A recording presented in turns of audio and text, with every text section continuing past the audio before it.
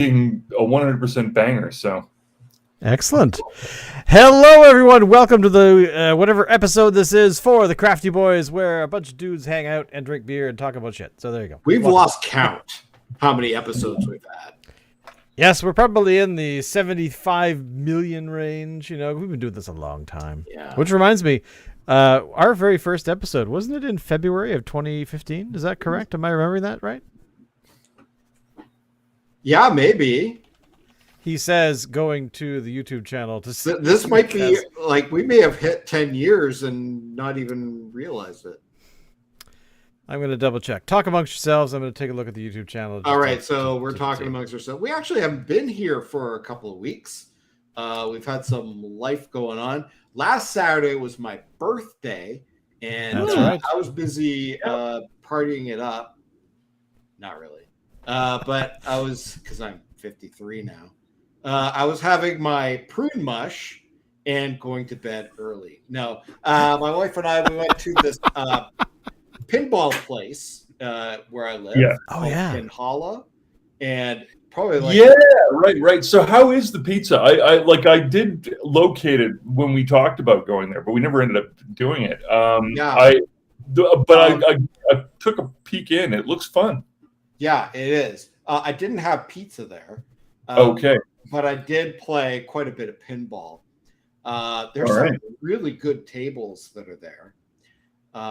There's probably about, I want to say, two and a half dozen tables. A lot of them are that range from like the 1980s through to now. Like they've got stuff that, you remember that Jaws table that we were looking at a little while back online? They had that. Nice.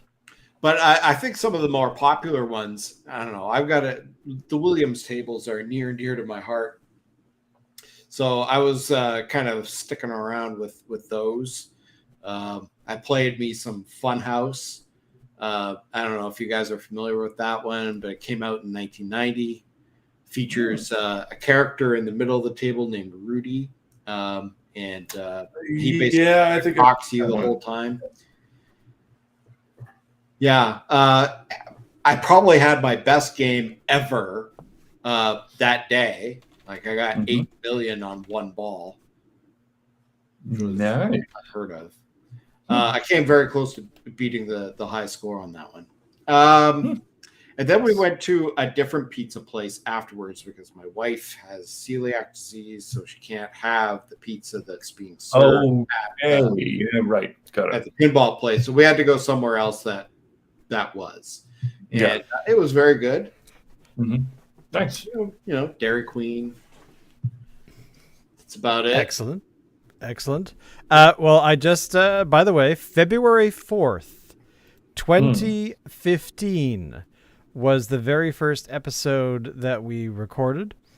This is also an episode where we were very, very first time we were using Hangouts on air. And it was Alan, myself, and Dave, and we were because Glock, you joined a little bit later. I can't remember exactly when. I could look it up. Yeah, maybe around March or something. And the beer that we were covering was Fuggles and Warlock Bean Me Up Espresso Milk Stout. Yeah. So which isn't made anymore. So no, which is really sad. So so there you go. So we have actually passed that amount, and I just did a rough count on the videos, and we have 490 videos.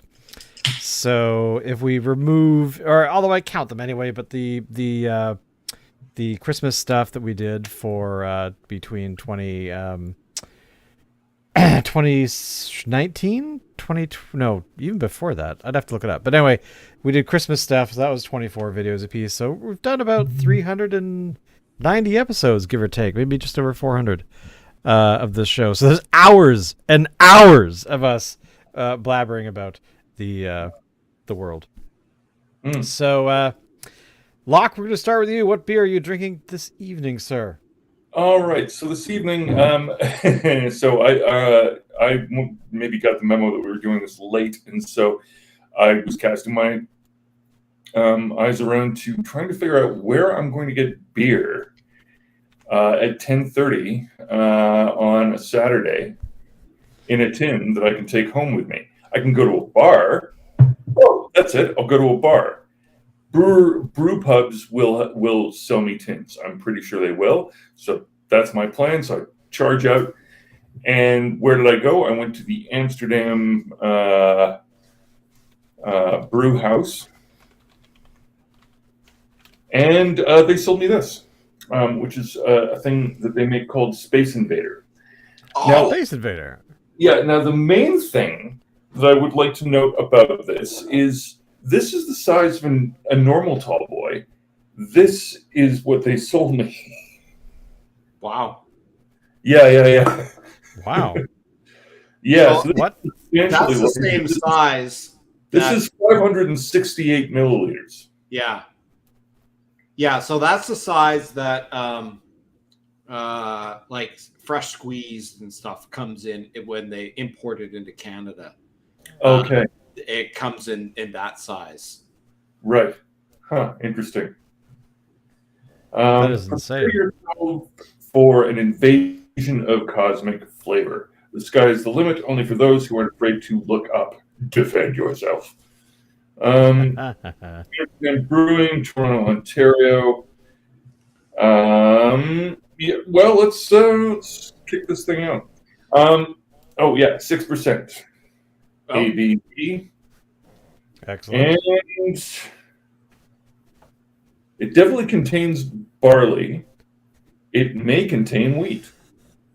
It could contain beer. We don't know. Let us open it and investigate. Yeah. We'll see further here.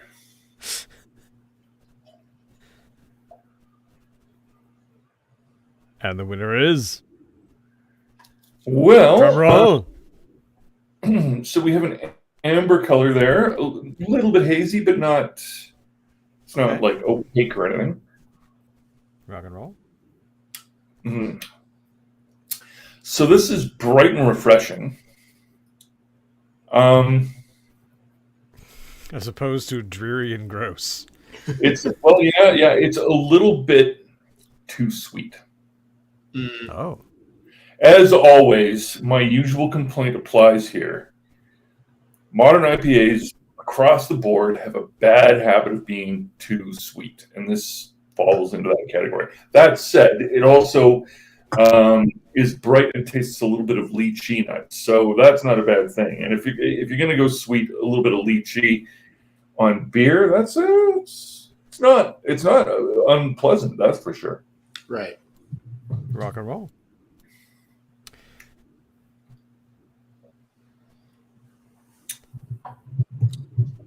Yeah. Overall, good. Just a touch sweet. All right. It's fair to say that it is a successful beer. Tonight, myself and Alan will be drinking this Tokyo Draft Japanese lager from Red Truck Brewing, which was kind of hilarious that Alan bought a Red Truck beer. So why is that hilarious? Because I live across the street, so I just kind of waltzed over, and it was. Well, I was thinking it'd be easy for you to find then. Yes, well, exactly. Yeah. Oh. Because I've already poured mine. Because I was really thirsty, and check that out. Mm-hmm. I got some fancy crystal today, rocking it. Nice. Now, this is a beer that I have not had before, I don't think. It smells pretty good. Smells like a lager. It's contains barley. Okay.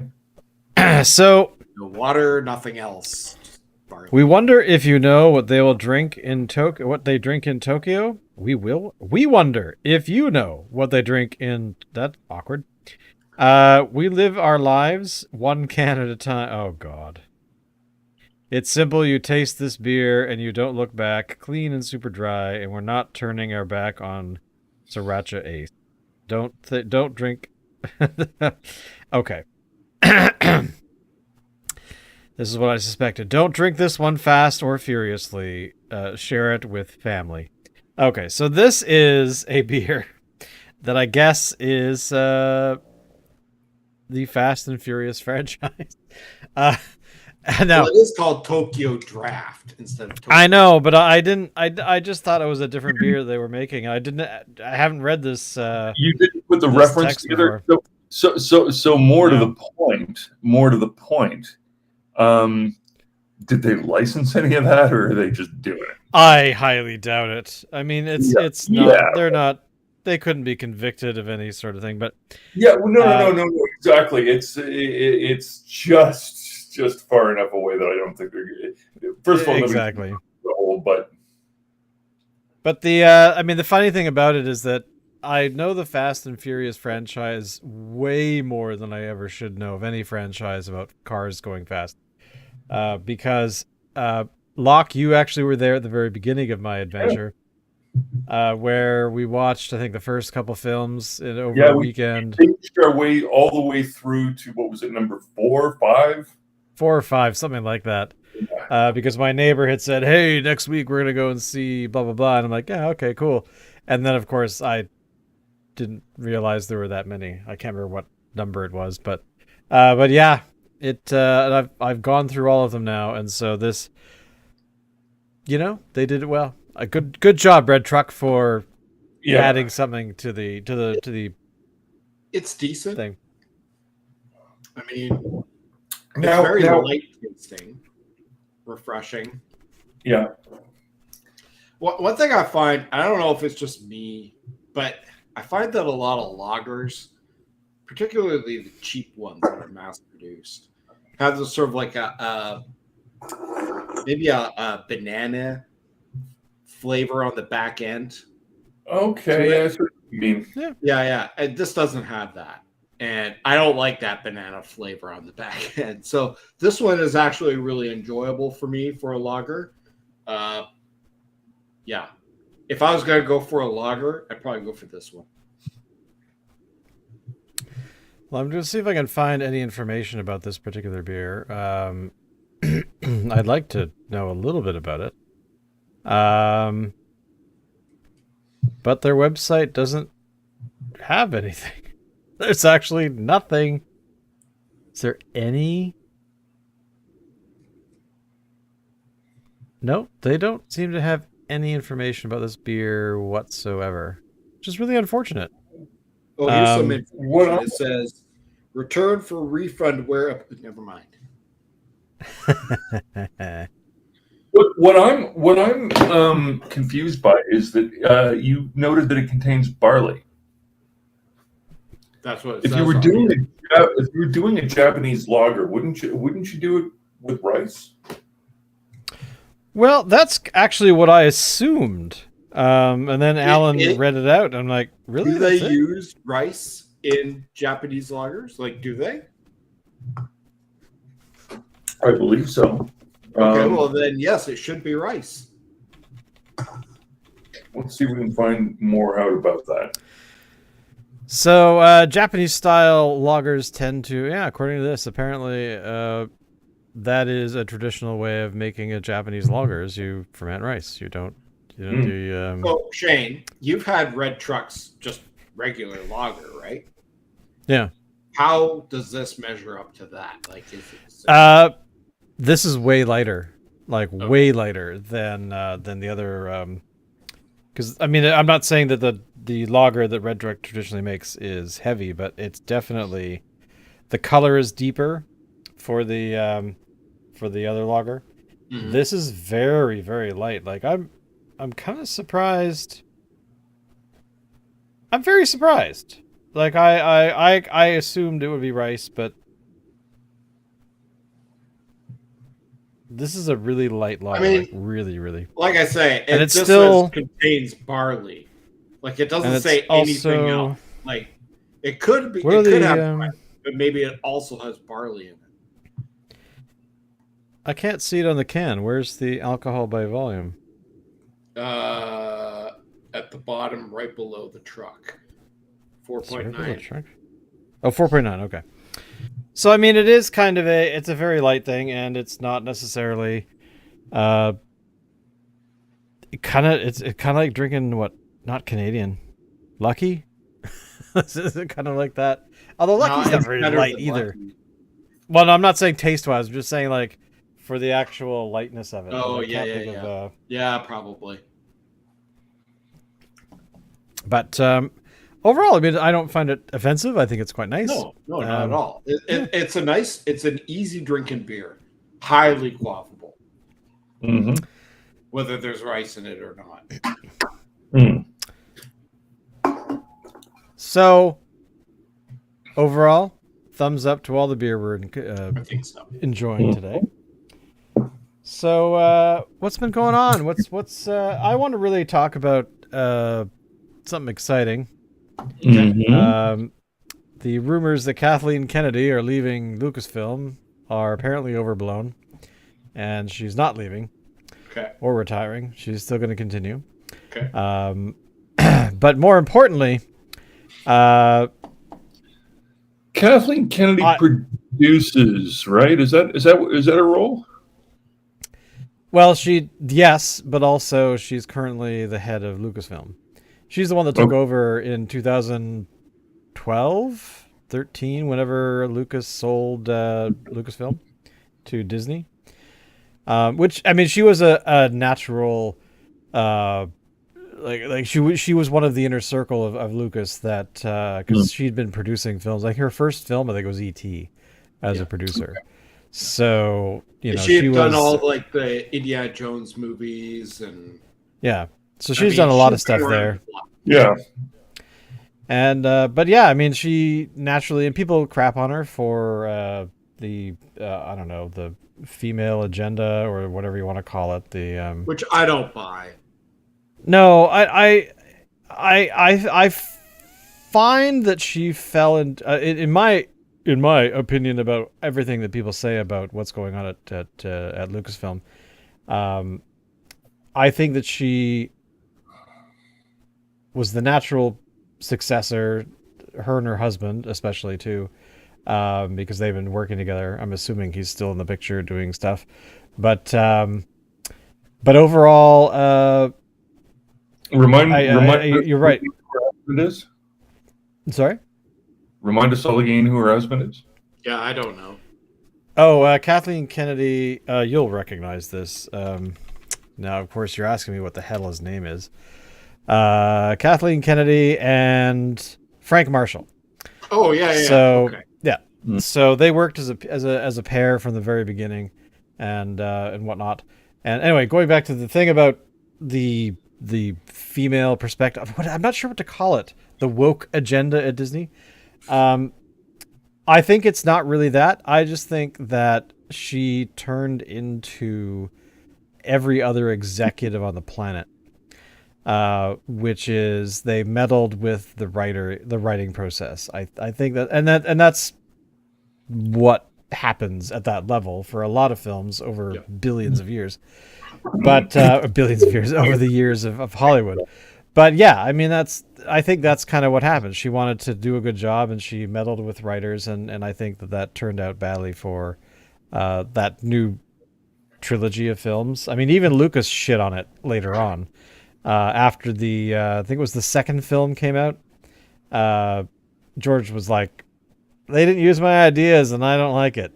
Like he was trying to be very diplomatic. Not that it mattered. He got billions of dollars to exit, but at the same time, I have seen several interviews with him basically crapping on the new trilogy and what Lucasfilm was doing. Now, rightly so. But well, yeah, I mean, what was the phrase that he uses in several interviews? They don't want me there. Which is kind of which at one level is kind of makes sense. You sold it, so you get to walk away, unless you wrote in your sales agreement that if I think you're doing a shitty job, I could walk in and take over. But I don't think he wanted to do that. I think he was ready to. I mean, by the time I think he sold it, I mean he's in his 80s now, so he was probably early 70s. So, so I mean, I think he got he gave it to the person he trusted the most, which I think was adequate. It was. I wouldn't think she would screw anything up. Although I have to say, it's kind of ironic that he would shit all over the Disney's movies that they made, but then he shits on all the fans for shitting on his stuff that he did. Well, exactly. Yeah. I mean, that's the thing, is that you have all of these individuals who are at the very top of all of these franchises, and I honestly think they do their best to do. I mean, I think George Lucas is unique in that respect because he was the one that thought it up from the very beginning. Yeah, I think Lucas would have been better advised if you were going to get back into the director's chair, because let's remember, he didn't direct Empire or Jedi.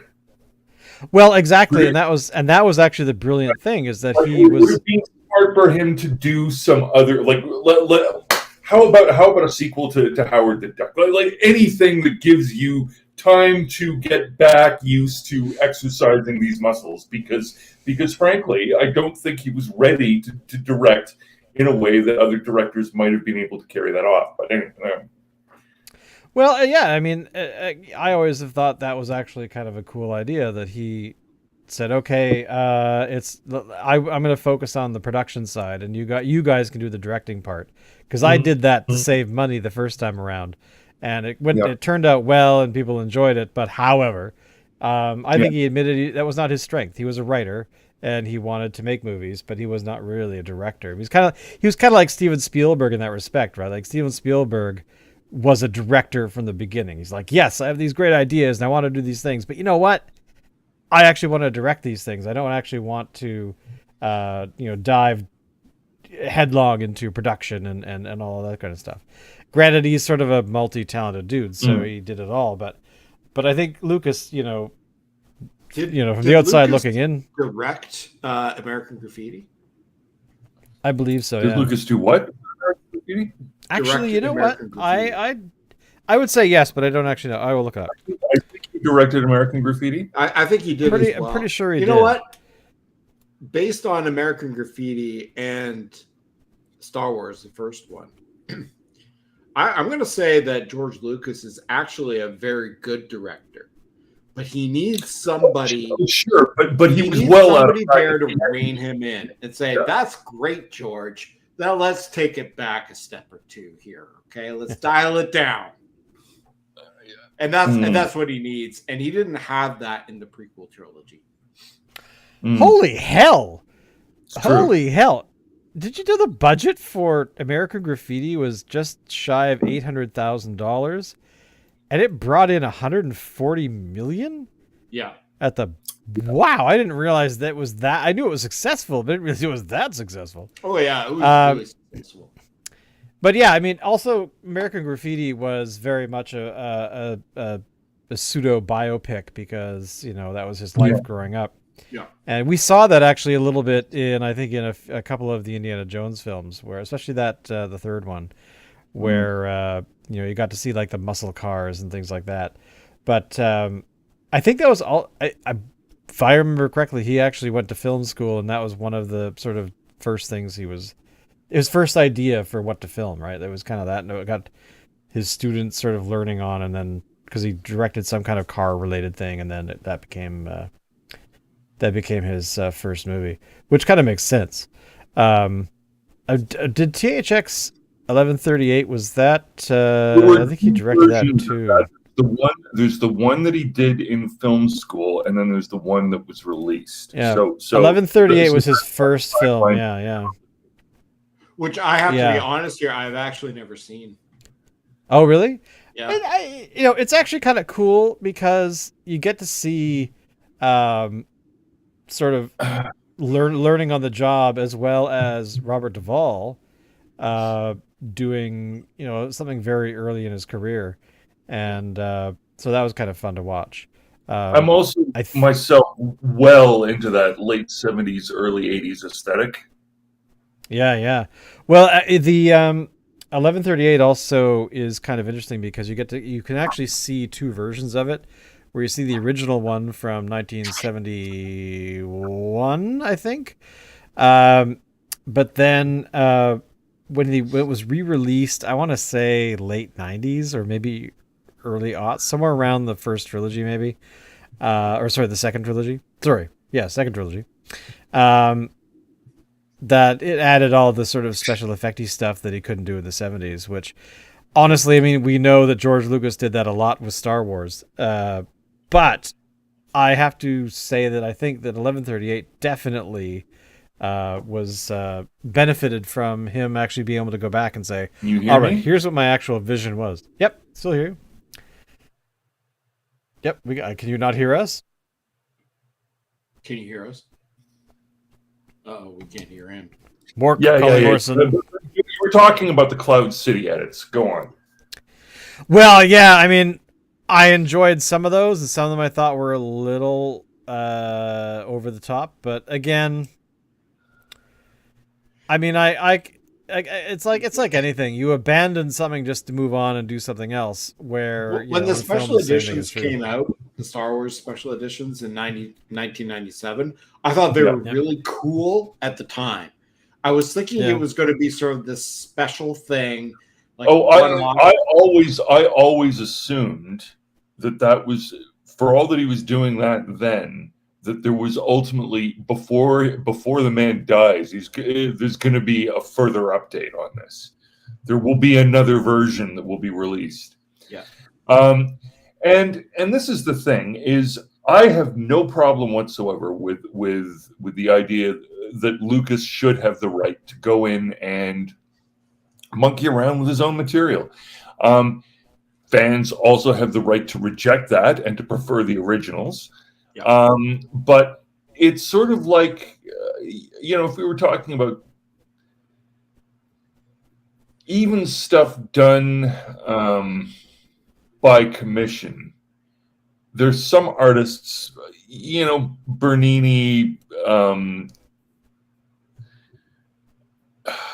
Leonardo, Michelangelo, certain artists who, if they came back to the person who commissioned the work and said, it's not finished, I need to fix something, I would guess a lot of the time that was sort of like, yeah, go do it. You're the one who had this vision. Do it the way you think, right? All right. So let's say Leonardo rises from the grave. He's a zombie. Goes to the Louvre, and he's like, you know what? I've been rolling over in my grave for the past 100 years. The Mona Lisa, I don't think is done. I want to fix it. I want to finish it.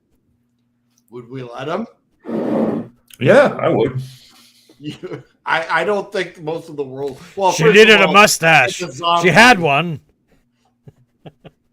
Actually, if a zombie came in and said, I want to fix the Mona Lisa, you're running the other way because it's a zombie, right?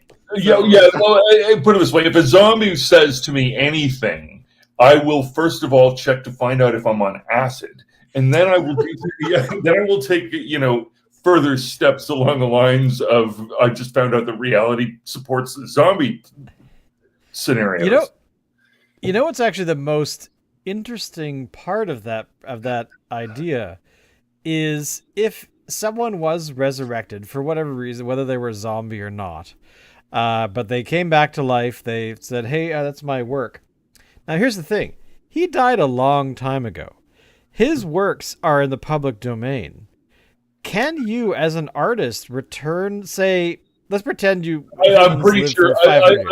I'm pretty sure that if he found a way to come back to life, he would be grandfathered in. And let's be clear, copyright only came into existence thanks to William Hogarth, another of the world's great painters and artists, though better known for his printmaking, like Dürer. But yeah, it was only in 1735 that the Hogarth Act, named for the man himself, came into effect in London, which was the world's first copyright act. But in contemporary modern, let's pretend tomorrow we all wake up and there's a news article being broadcast across all the media that Leonardo DiCaprio that Leonardo da Vinci has returned, Mm. and he's been verified that it's really him, and he has decided, hey, I really want to finish some of my How works. would they verify? Would they say, Well, what's your name? Leonardo da Vinci. Are you lying? Nope. I guess it's him then. Well, I know this. That let's pretend for a moment that yes, we could verify that it is indeed him. Well, one of And the then he would like, I don't know, how would that work? I mean, here's the problem. here's how that would actually play out. The first Yeah. job that he would be assigned, and this would not be him asking us for permission. This would be us asking him to please take a look at what happened with your theory that you could do, like a reasonably permanent paint using egg tempera. With your Last Supper, the thing's a fucking mess. Can you please fix it? Would be the first question that we would have for him. That yeah. Okay. It is not aged well. The technology didn't work the way he speculated that it might. So it's kind of timely that we're talking about this. I sent Shane the link last night. I don't know if he saw it, but I read an article that if you have a Roku TV, there is an app on there called Cinema Box. And on Cinema Box right now is the 1977 theatrical release of Star Wars. Fucking no Episode 4, no A New Hope. Yeah. Han shoots first. No CGI Jabba. All practical effects. Yeah, nice. And it's on there right now. At least rare, untouched theatrical, now streaming. Wow. So, And what so as of right now, those who use Roku for their TVs can locate an app called Cinebox on it. A new, because the streaming version doesn't have that subtitle. If you want to watch this version, blah blah blah blah blah. So Roku, so where did they find this? I don't know. Does it say? No, it doesn't say. But I happen to have a TV that with a built-in Roku service on it, which I never use. But I was like, I'm gonna go try this. So I went and found the app, and yeah, sure enough, it's got Star Wars from 1977 on it. Yeah, I watched it last night. Nice. And sorry, where the hell did they find it? How has it spelled? It's actually looks really good. I was trying to think, like, is there a way that I can record this? Like, the short answer is yes. The long answer is yes, indeed. Like, I want to actually like download a copy of it just to keep.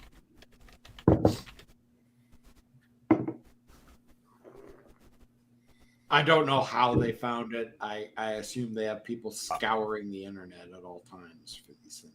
Maybe it doesn't. This article doesn't say. I'm very curious. Like, I mean, I'm assuming. Maybe. Now what? Okay, now in what released media is the original available? Like a videotape, or are we talking like Laserdisc or what? The original is we're talking here the original 1977 without Episode 4 or A New Hope in the. It would be pre-81 apparently. I don't think it was ever actually released.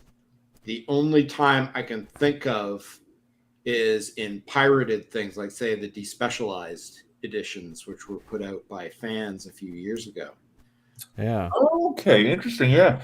I mean, I saw it in the theater in the 70s, and I sort of have dim recollections of that experience. Right. But I was pretty fucking young, like. Yeah. I have the Laserdisc box set, the definitive version of it, but it has the episode 4 and everything. So it's before the special editions, but after Empire came out. So so that does so New Hope was added in 1981 apparently. Actually, I think that article's wrong. I think it was added before that. When the original release came out in May 1977, it didn't have it in there, and then it was released again in 1978, and I think it did because they were already working on Empire Strikes Back at the time. Right. Okay. Very, very interesting. Like it's like the despecialized one that's basically being pieced together from fragments of the films in various formats, I gather. Yes. To be unified together as, Now, listen, I watched this on my HD TV last night, and it actually looked pretty good. Like, it looked like it had been upscaled. Right. Was that your TV at work? I don't think so. Okay. But you know that there are settings on modern TVs that sometimes do. Yeah, same with like Blu-ray players and things like that, where I believe that my TV, when I put because right now I'm every so often I'm watching a couple episodes of Babylon 5. Oh, which I had never seen, right? Oh, it's a rare gem. Like, it's surprisingly good for the time, and often overlooked. So yeah, I can tell that when you're playing it from the DVD player that I borrowed from my neighbor, that you're getting the raw version of it, and the TV is actually doing some magic to kind of smooth things out because it is very. It's and occasionally, DVDs, occasionally it does that in ways that look absolutely appalling. Like there are on modern televisions, which if you just let them do what they do. Like if you put it on the sports setting while you're watching, say, the latest Lord of the Rings, all of a sudden all the special effects look super shitty. Yeah. I have noticed that too. Well, the one thing I have done is that I found a streaming website that has the letterbox version of not Deep Space Nine, of Babylon 5. Babylon 5, yeah. And those, oh my god, the clarity on those are way better, which makes total sense. That I gather it was released. What did they shoot it on? They shot it on film. They shot the entire show on film. That's what I would have guessed. You see, and the thing is, like, there are a lot of older film and TV things that were shot, on lower resolution systems, and hard to know whether it would be appropriate or not to upscale some of those. But well, it is a problem because when you have all these things, I'm going to talk about Buffy the Vampire Slayer, one of my favorite shows. Mm-hmm. It was shot on film in the usual what you shoot in movies. And of course, when they released it, it was in 4:3 because the original, I think it was the first season, I think it was in 4:3, and the rest was actually in widescreen. But they did a Blu-ray version of the show that they released, and it was terrible because the colors were wrong, the this, that, and the other thing was wrong. The special effects, because when they did the re-release for this Blu-ray version or whatever, they were converting it from 4:3 to widescreen, and it just looked bad. It was just terrible. It had all kinds of weird artifacting,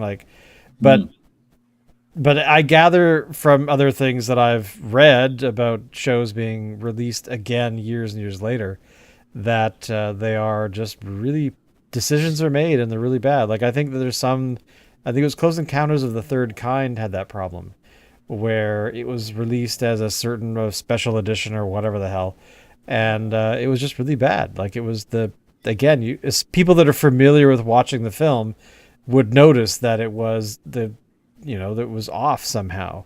And yeah, so have you guys had that in experience at all?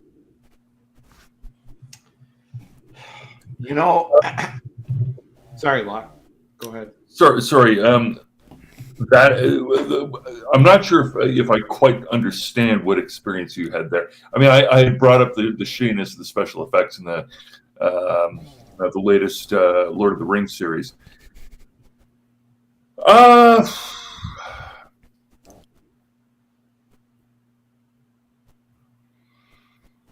Yeah, I think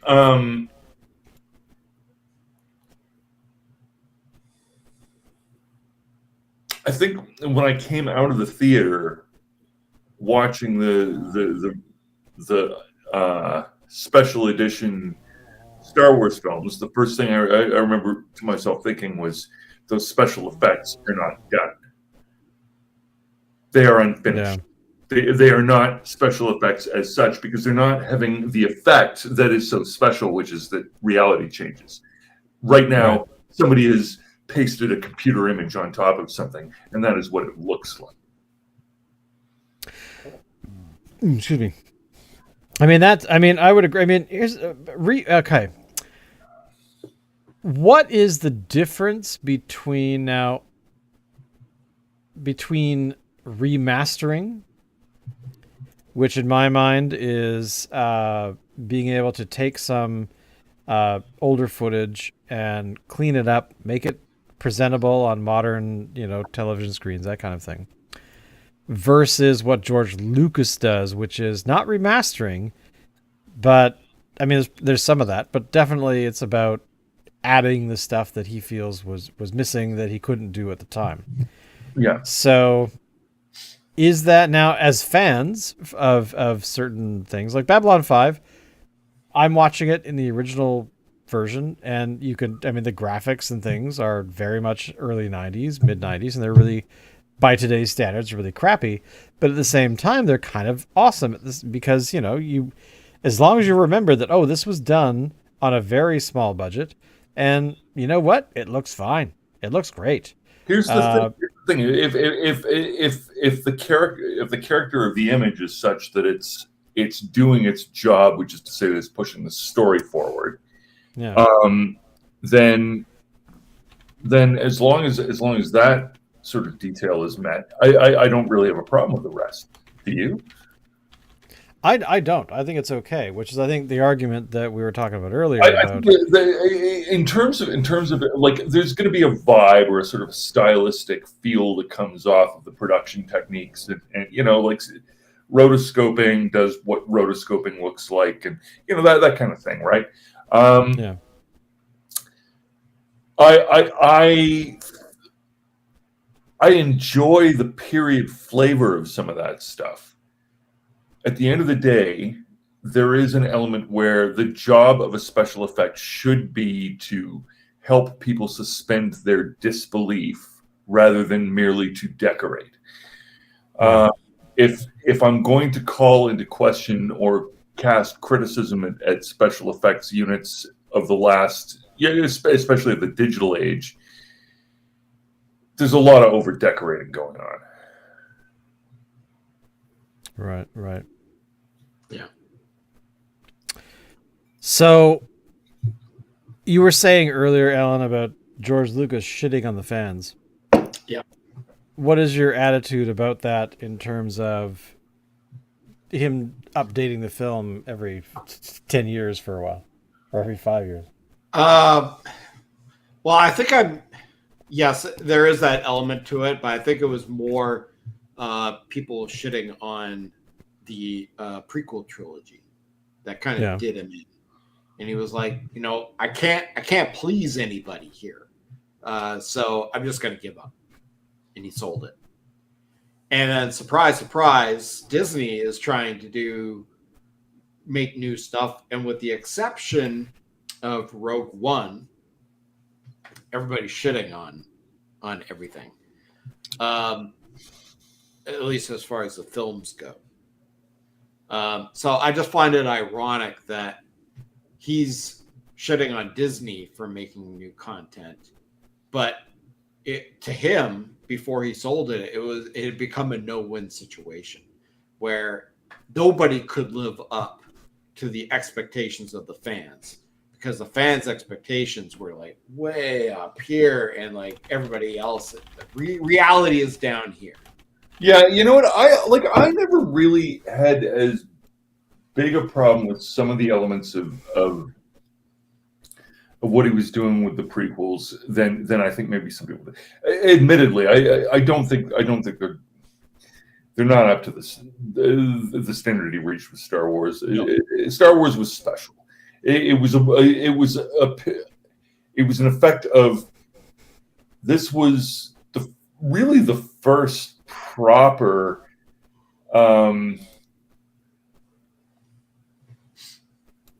from that generation of filmmakers that came out of film school as a way to become Hollywood directors. And I don't even think it's worked the same since. It was the first time, a space opera had been done in 3 parts like that. Like Star Wars was a unique thing for our times in some ways. Precedent setting, one might say. Yes. And so so it was going to live up to that? Probably no, never. I think the problem with what he tried to do was that a bunch of years on, he was a parent. I think he juvenilized his own work. Yes. I also think that the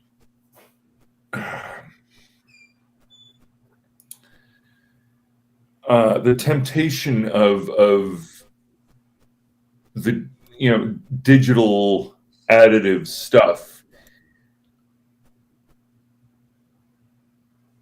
probably led it astray. If they'd been more restrained in their use of that would have helped.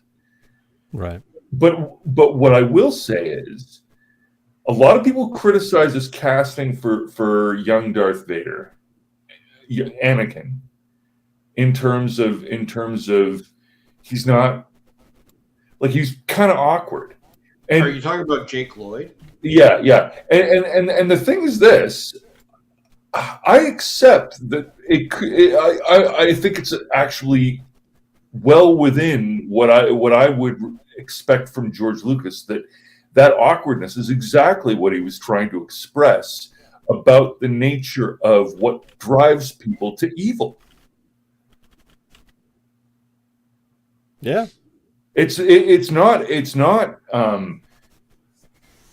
something ultimately mature and dark and seasoned, but rather something juvenile and tantrumy that has this negative effect on the world. And then we we transition into a discussion about what happened at the White House with Trump and Zelensky the other day. I missed this. Which I missed it on purpose. So did I. I don't want to watch it. So did I. But I've had a bunch of people basically obsess over it, talking about it, and I'm like, I have no idea what happened. Mm. However, I did read about it. I didn't watch it, but essentially, it was the worst breakdown of, or the worst demonstration of, diplomatic, basically individuals believing their own press. So you have an elected official, i.e. the Orange Cheeto, and his right-hand man, dickwad fuckface, whatever his name is, treating a foreign dignitary like they are his bitch. Or he is their bitch, sorry. And so it sounds like they went in performing for the cameras like they have been for eons in his first presidency, but on an international stage. And that doesn't play on the international stage. It's like, yes, we look at you and you're kind of a clown, but whatever. You got elected, big deal. Whatever. We'll deal with you as a leader of a country. But then you have performances like that where they act like children, and I don't know. It's my the only reason I bring it up is because what you said, Locke, is correct. You have these situations that are really not what's the word I'm looking for? It makes no sense. They don't make any sense. They've got all these problems. They have these details, these things that normal people take for granted. I kind of feel like Trump thinks that reality or life is WWE wrestling, and he's playing the heel, and trying, like. I don't know. He's, ravishing Rick Rude or whatever. He's like, oh yeah, you guys want this,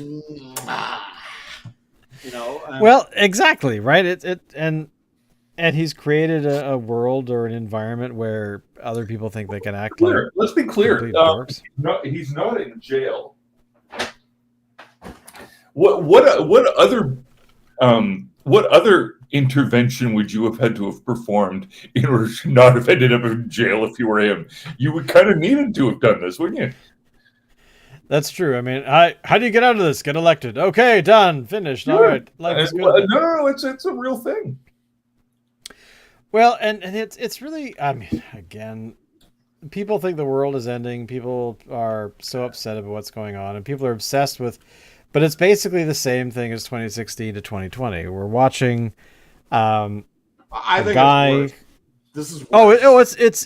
It is worse because he's suddenly invited the likes of the American oligarchs. Yeah, he doesn't have to worry about popularity at this point because he's not going to get reelected. Either his actually that's a very good come point. To an end that's it. His political career is over, or he's going to find some way to make it so that he becomes king and there won't be any elections and he'll just be the ruler from here on out until he dies. Yeah. And either way, he doesn't have to worry about popularity. I actually watched a thing the other day, maybe a couple of weeks ago, of it was interviews with people who voted for the Republicans in the last election,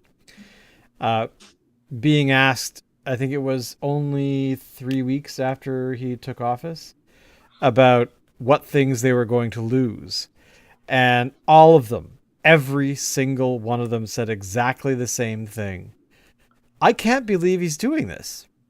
And it was specifically about the education stuff that they were focused on, where because they've now demolished the educational whatever federally, and all the states are now taking on the educational stuff. But the part that they didn't take into account is that also includes a lot. Ironic. While he's telling us that he wants us to be the 51st state of America, he's also telling American states that they have to do all of the jobs of Canadian provinces. Well, exactly, and so all of the funding for all of these schools where I think it was on average, there's like for most schools in specifically in red states, they were only focusing on states that were predominantly voting Republican, and how could you undermine America's schools based on the fact that since Brown versus Board of Education, they've basically destroyed their own education system anyway. What's left? Left to wreck? Well, exactly. Well, it's taking away all the federal funding, and then suddenly you have all these schools that have to close or have to raise money in other ways, which seems to be what's happening already. But it was the interviews with parents and whatnot who had voted, and actually teachers and principals as well, who had voted Republican and are still sitting there going, how could he do this? Like, what is going on? But I think that Come on in. Look at the great stuff. I know, totally. Huh? And that's the thing. They just seem to be surprised. Like, and that's the thing that, granted, in their defense, I gather some of the things that are going on were not part of the Platform 25 or what they're fucking called. What Trump said he was going to do going in. But Project 2025. That's the one, yeah. So basically, I gather some of these things around the education That means stuff that were some not of this on stuff is that going list. to end like at the end of December. Apparently, that's it. He's going to retire after that. Whew. But that's the thing, right? Is that we have all these people that are, we don't want Canada. You're all too good for us. Well, you know what? We accept whoever. Come on in. Because our political system is no better than anyone else. We've got the same old problems. But I don't know. I guess the fact that they were so surprised in these interviews about how these were, like, well, how could he do this? And a lot of them were reconsidering what they. Here's one of the more disturbing elements of the lefty ready to stuff that's going on in the States right now, because the problem really, I think, stems from the fact that they have two major political parties, neither of which are mentioned anywhere in their constitution because they are bribe based, right? Bribe based, yeah, okay. Yeah, it's effectively what a political party is. It was invented by Sir Robert Walpole, shortly after 1688, around about the by 1710, 1720. By then, it had been pretty much shored up that the way things worked was there's this job called prime minister, that is to say, a minister amongst ministers who seems to run things. And the reason he runs things is because he's also bribe master general. That's how political parties came into being. If you look at the speech that George Washington gave when he stepped down from the office of president in the United States, which it wasn't clear that he would do, because internationally everybody was looking at him going, I don't know. I mean, he says he's the leader. What does that mean? When he stepped down, meaning there had to be an election, the first thing that he said was that of the things that concerned him that he thought were dangerous and likely to cause problems for the United States in the future, the first and foremost were partisanship. And also that apparently we're going to have civil war due to the fact that Canadian maple syrup is better. Which, by the way, I watched the first episode of a show called Sticky, it's called, which is about the maple syrup heist thing. Yeah. Has some great actors that I really like in it, so I highly recommend. Okay, I have a question. I hate to derail the conversation. Derail away from politics. Actually, I'm not sorry. But how possibly could Vermont maple syrup be any different from Canadian maple syrup? I mean, it's not like the trees change depending on the border, right? I mean, trees are trees. Well, it could be. It could be environment. It could be. Maybe Is it that we measure things in metric and they're measuring things in imperial? Is that what causes maple syrup? Well,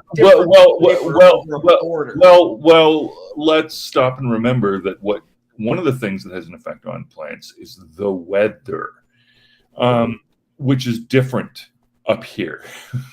So there's a bit of that different between Vermont and Quebec. Yeah, well, look. I can tell you, 2 hours north of Toronto right now, the snow's like Revelstoke. Down here, it's just about melted away.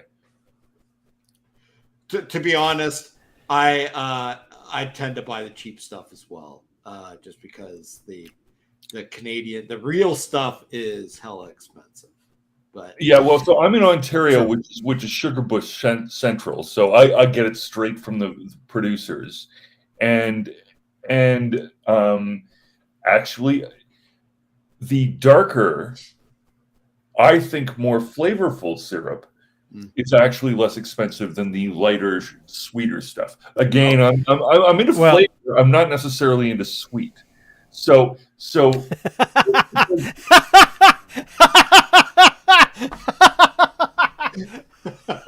Vermont maple syrup doesn't get exposed to the democratic system. Well, I went to Nova Scotia in 2019.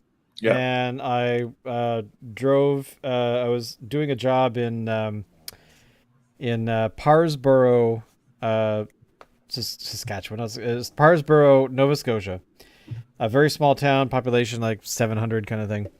And while I was there, I thought, what kind of interesting things can I do in this general vicinity? It was the middle of, I think it was was I there in March? It might have been March, February. And so it was, of course, 20-footy snow kind of thing.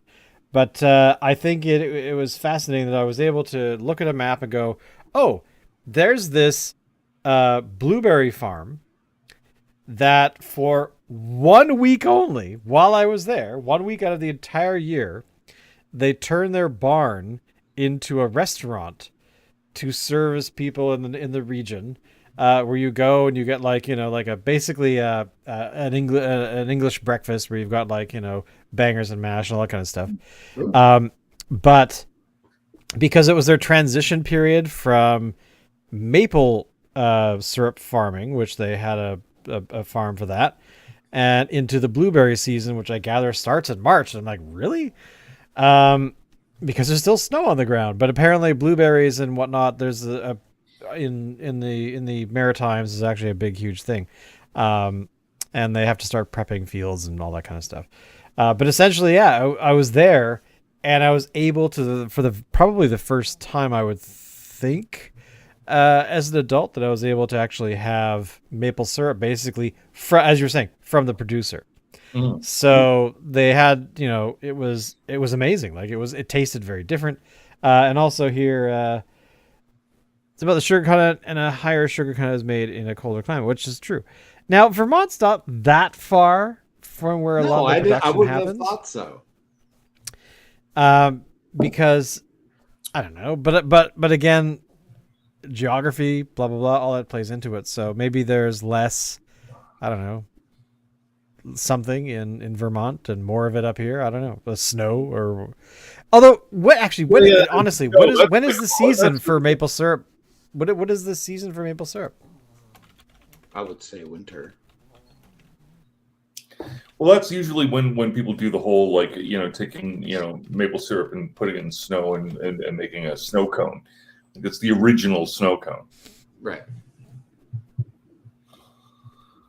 So let's see. So the season for maple syrup is when? When is it normally harvested? So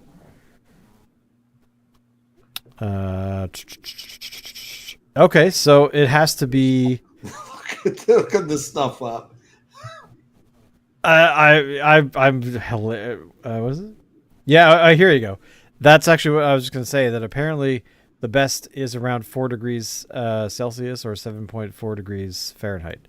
So yeah, winter. So there we go. But again, I recommend the show Sticky or Stick or whatever the hell it's called.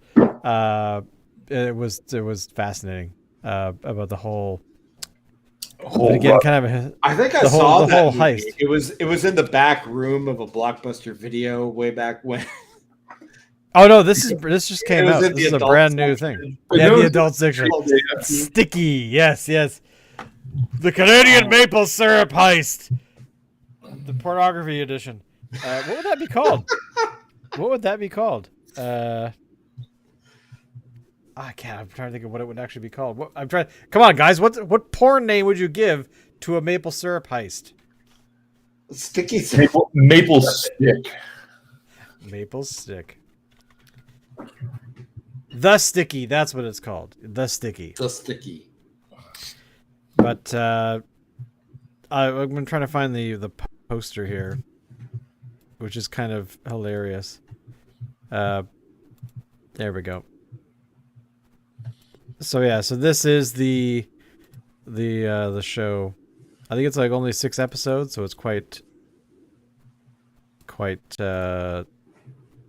So there's Canadian dollars being doused in maple syrup. But this actress actually, I saw her being interviewed by, I think it was on the Q or whatever it was on CBC, and she was talking about, because she's an American actress who was up here filming for a while to make the show, And but anyway, but that is a highly recommend. Sure. So it is Backroom at Blockbuster. Are you sure you were at a Blockbuster? No, it actually wasn't a Blockbuster. I know where it was, a Mega Movies, and I have called Mega Movies. And I said Blockbuster because Blockbuster, everybody knows what it is. It was a video rental store. It was called Mega. I remember only getting my Blockbuster membership card really late. Yeah, like same. We're talking like late 90s. Because I preferred Mega Movies. I'm not sure why I went to Blockbuster.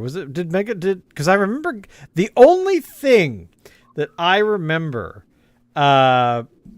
getting at the Blockbuster was Moron Movies. Do you remember that? No. I totally remember Moron Movies, but I would not have gotten that from Blockbuster. I would have gotten that from Video and Sound.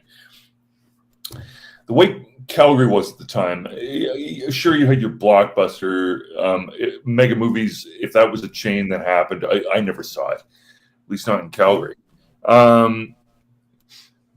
But yeah, Video and Sound was right in Chinatown. They had everything. They were the only place you would go to look for, if you were looking for something specifically on Laserdisc. So I totally had an intimate relationship with this place. The guy who ran it at the time that I was like counter staff ran it at the time that I was sort of late teens, early 20s, was this dude named Ben Swee who. Oh, Pick a Flick, fucking A, yeah, Pick a Flick. Yeah. Pick a Flick was they were super good, yeah. Yeah. So anyway, but it was sort of my first insight into the fact that film culture in East Asia was different than in Central Asia or South Asia, as they say. Indian folk, they all want to go to their Bollywood films, and that's usually where because dates are often chaperoned in a lot of Indian culture. That's sort of very often the first date, and so very extrovert in terms of their film culture. Indians all want to go to the theater. East Asians, like Chinese and Japan and Korea, they want to watch stuff at home on the latest technology. They're super into having the state of the art of viewing technology, but they want it at home. They don't want to do it out in public, which is just sort of an interesting difference. But anyway, yeah. What were we talking about? Moron Movies or whatever? Moron Movies, yeah.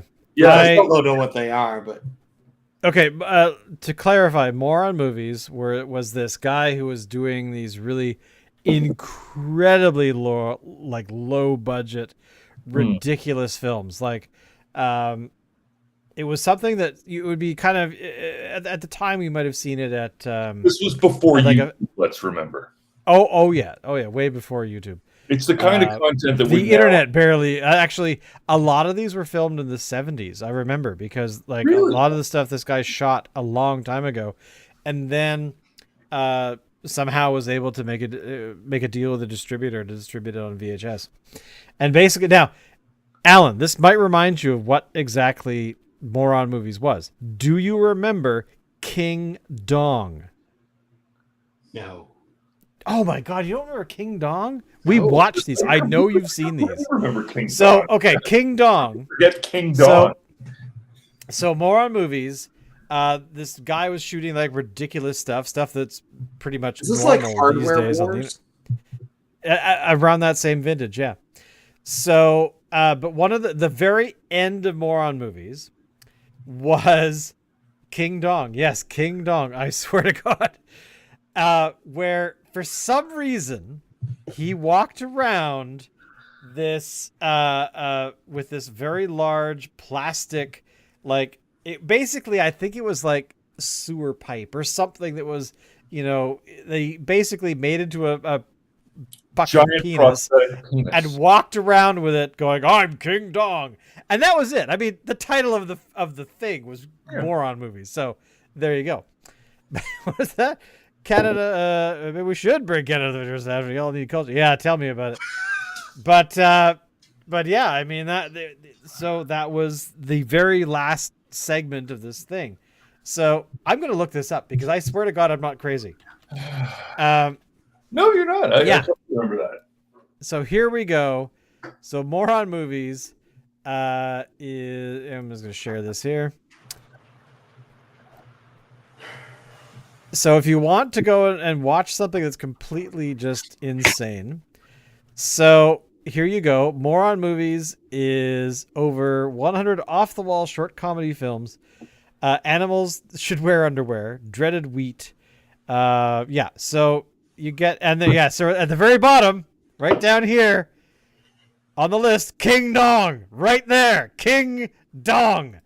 So I swear, I am not insane. It's right there, King Dong. So there you go. Moron Movies does exist. I'm not insane. And, but yeah, it was terrible. And you paid money for insane. But it gets even worse. I rented this thing more than once. Yeah. See what I mean? But only from Blockbuster. That was the whole point, is that it was only from Blockbuster. And so there you go. I need therapy. The pinnacle of Canadian culture right there. Well, I suspect it was probably not shot in Canada. Okay, I'm going to go check. Because I remember this dude who made it. A collection of 100 amateurs, blah, blah, blah. Oh my God, it was shown on Johnny Carson? Holy hell. Followed by more Moron Movies in 1986. So, Strange Stuff compiled a bunch of movies that he just shot for the shit of it. So there you go. Oh my God, we're old, man. Holy hell. Well, we are old. And for the record, I still have my Laserdisc player with all my Laserdiscs in a Rubbermaid tote somewhere, and I'm going to dig it out and plug it in and see if these things still work. Yeah. Do that sooner rather than later. I think you want to be, use it or lose it, man. Yeah. Oh my God. The guy who created Moron Movies and shot it died as a result of his injuries sustained in a pedestrian road collision in 2023. Pedestrian road. So two pedestrians were like crossing the street at the same time. They crowded. There's a life for you. That is philosophical. I dedicated myself to making silly movies that were intentionally stupid to entertain people. And then I was mercifully let go from existence by a car hitting me. That's fucking brutal, dude. Yeah. Well, from 1983 to 1986, apparently these films were shown on the Johnny Carson show as a regular segment, and I had no idea. That I did not know until just now, so that's fascinating. So anyway, basically, Blockbuster only has one store left, I think somewhere in Oregon. No, I think they're all gone now. Are they all gone now? No. No. It's still there, right? Pick a flick. Blockbuster. Pick a Flick closed last year, I think it was, or the year before. Oh no. Yeah. What else? There are no video rental places here anymore. No, my favorite here was actually my favorite in Vancouver was I'm pretty sure there's still one like in Bend, Oregon or something like that. But the video store that I liked here was not Black Dog, because Black Dog's gone, sadly. I wonder if my membership would work. Probably. Was Happy Bat Cinema. Thank you. So Happy Bat Cinema. Thank you for mentioning Black Dog, though. Being a long time now, like 25 years, because it would have been about the year 2000 that I last talked to Kyla Janess, who at the time was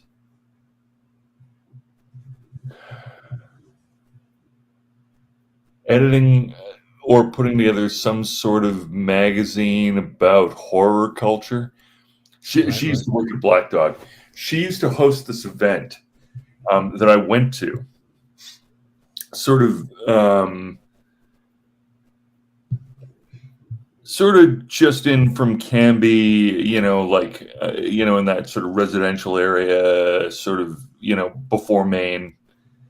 Right. And she used to host this event where she would edit out all of the most grotesque, evil, horrifying, really terrible violence from all the horror movies they had at Black Dog Video, and she would just show the violence. She was a twisted woman. I was very fascinated with that girl. I hope she did well. She was involved in medieval studies. Was her educational bent. But watching this gore fest at her place, we all went to Denny's, and I got there lying flat on my back in the back of a Toyota pickup truck. That was the most fucking tooth-gritting experience of my life to this point. Probably the most. Nice. Well, There were competitors, but that one was pretty like. But what you said actually about Black Dog was basically why I liked Happy Bats Happy Bat. Because myself and Allison, we would go there almost weekly for years. It was close by, it was convenient, and the people were movie lovers, and and every time you went in, you asked for a film, they would always suggest something. But the best part was they hosted film events at different places around town. So like I think we went to several events at like the Cinematheque downtown, and they would rent the place and they would play certain movies, they would play TV shows, they would play like all kinds of cool things. And they actually took the time to actually go out and say, okay, we're going to find out as much information about this movie or this series or this director or whatever it was. And you could go there and hang out and just basically hang out with people you would never have met otherwise, who have the same interests. And it was, but and that's the thing about going to the video store. There was a social component to it. And it wasn't just about the movies. It was actually going there and being around other people who enjoyed it. Exactly. We're missing that. Yes. It's no wonder today's generation. Kids today, get off my lawn. It's no idea why today's generation are complaining that, and I'm hearing this from both quarters, incidentally, both from women and males, that dating has become fucking impossible. Dating apps suck. They're like 70, maybe somewhere closer to 90% guys. And so what the fuck do you do to meet people? And the answer used to be you went and rented a movie because you'd meet other people who have nothing to do tonight at the video store, and that's where the plan for what to do would emerge. We don't have that anymore because everybody does everything at home. We don't have the town square anymore. We don't have the. No. I mean, I think one of the problems might be that we don't necessarily North America specifically never brought over the pub culture, the things where like I've read so many times where living in England and Europe generally, not for dying son. Well, exactly. Like you would go. The thing to do was you would go to a location that had a social component about it, but it wasn't a special event. It wasn't like something that was every couple of weeks or every month or Like whatever. an It extreme was schedule or something.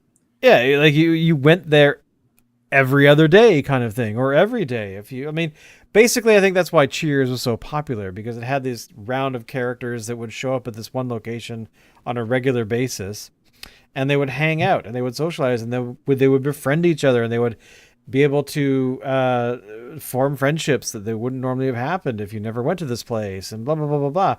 And I mean, it's in the title of the theme song for that show. But essentially, you've just got all these traditions that have been around for a very long time. And then North America showed up. A bunch of dudes left Europe and said, "Hey, let's go there and make let's fuck some shit up over there." But they didn't bring some of those really social kind of events with them. And I think that's kind of carried on into modern life, where we've tried.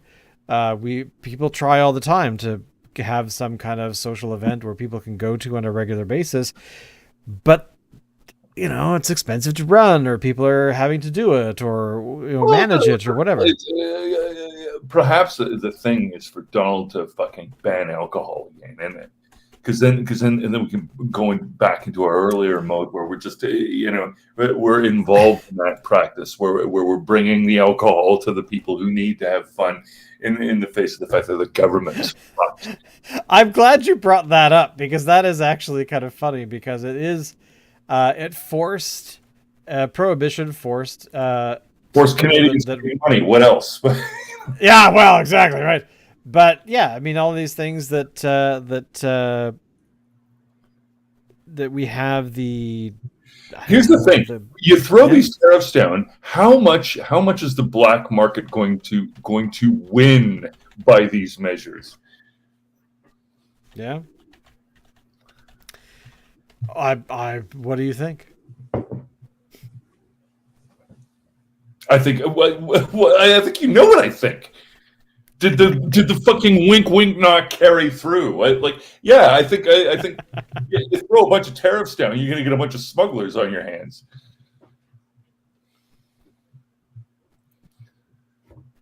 Ah, man, we're so old. Yeah, this is so terrible. No, I'm not old. I'm young. I'm very young. I'm at least as young as any 25-year-old woman out there.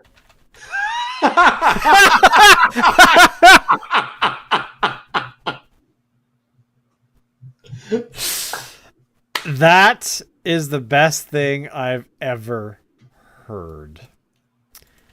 Well, it's also and I like these high school girls. I get older, they stay the same age. On that note, I think it's time we retire for the evening, boys and girls. Thank you, everyone, for watching. We've had a bunch of people in here today. Thank you, everyone, for contributing in the chat. That makes our lives happy and joyous. And but we will definitely be back next week. Don't forget to, take your pants down and slide on the ice. All right, everyone. Bye! Whoops, wait a minute.